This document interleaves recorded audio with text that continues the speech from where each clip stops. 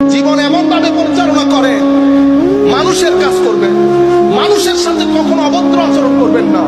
হিন্দু হোক, বুদ্ধ হোক, খ্রিস্টান হোক, মানুষকে মানুষের সম্মান দেবেন। কোন রিক্সাওয়ালা সুইপারের সাথে কখনো তুই তুকারি করবেন না। ভালো বংশের পোলাপাইন কখনো মানুষের সাথে বেয়াদবি করেন। এটা হলে কি হবে? আপনার জীবন এনার্জেটিক হবে। আপনার জীবনে দুই ধরনের এনার্জি দরকার। কয় ধরনের এনার্জি? দুই ধরনের। দুনিয়া যদি এখানে থাকেন, এখানে কিছু জিনিস তো আপনার দরকার হবে।